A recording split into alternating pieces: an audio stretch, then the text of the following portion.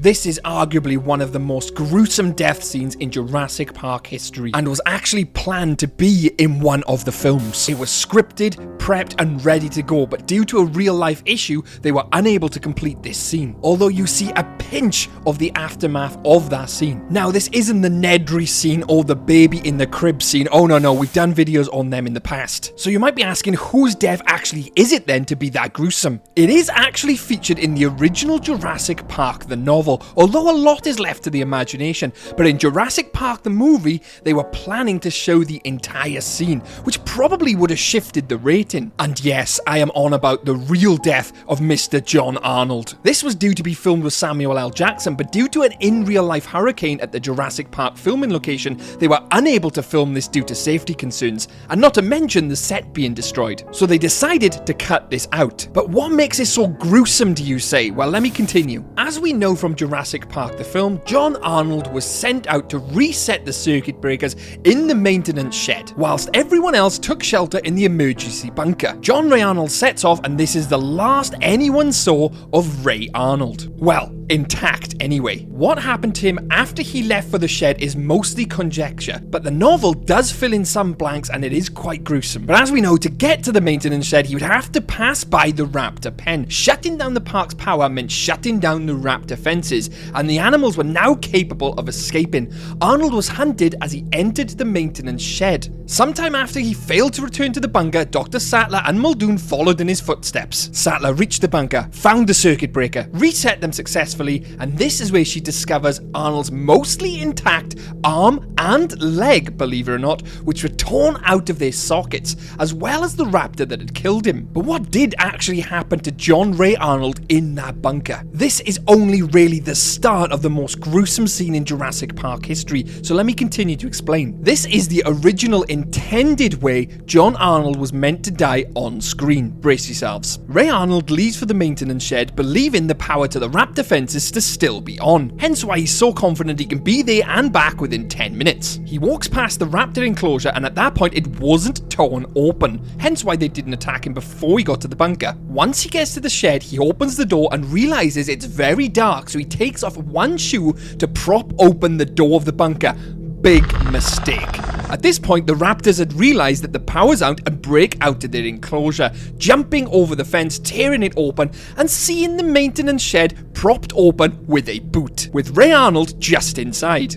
The raptors close in, although at this point it's only the one alpha raptor. It finds the door open and goes inside, following Arnold. Arnold descends down several stairs, and the raptor is about 20 feet above him at this point when he turns around and sees it. No possible way that it could get to him, with Arnold believing at this point he is safe. Again, another big mistake. But the alpha raptor, being a raptor, jumps right down and stands directly in front of him, and this is where the attack takes place. Now, from the props of the movie, we know that there's a severed arm and a severed leg, so we know that the attack would be pretty gruesome. Swipes, claws going everywhere, with an arm being ripped off, and John Arnold's leg also being ripped off in the process. Very gruesome indeed. You can only imagine the sheer amount of blood and body parts there and then in that maintenance shed. In the book and the movie, nobody finds the body, although in the novel, there isn't even a cool severed arm part. But in the novel, Gennaro does go inside the maintenance shed himself and finds a raptor above him, dripping with blood. Now, it is assumed that that is John Ray Arnold's blood, which is dripping from the claws of the raptor. It's also my belief that John Ray's passing by the raptor pen alerted the raptors to the fences actually being down. But you might be asking yourself, how did the arm end up all the way at the circuit breakers where it lands on Ellie from the pipes? Especially if he was attacked at the start of the bunker. Well, let me explain that situation. The film's version of the death and the novel's version of the death could be completely different. The film's version could have had John Arnold being chased through the bunker by the raptor. Ray panics and runs in a random direction, hoping he makes his way to the generator, but finds a dead end and a set of pipes, and on the other side of that pipe, the generator room. He tries to squeeze through the pipes, but the raptor is on his tail, finds him, and that is where the raptor attacks, maiming him in the process, leaving the arm trying to squeeze through the pipes into the generator room, where it lands on Ellie Sattler, thus making complete sense for the Jurassic Park movie scene. The arm would be wedged in the pipe gap until Ellie knocks it loose, causing the reveal.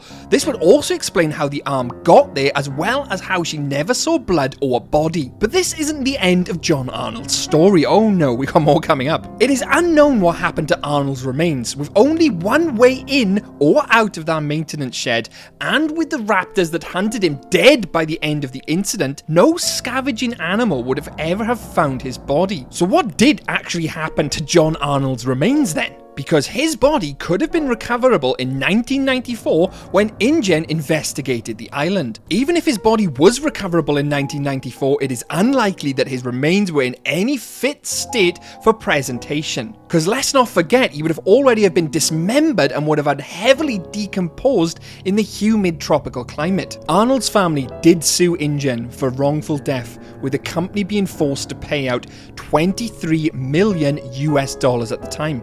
This contributed to the large number of lawsuits aimed at InGen after the 1993 incident. But here's one which will blow your mind. I had a thought recently that we don't actually see Arnold's body, and Jeff Goldblum only refers to 3 deaths in The Lost World: the bloodsucking lawyer, Wayne Knight, and Clever Girl.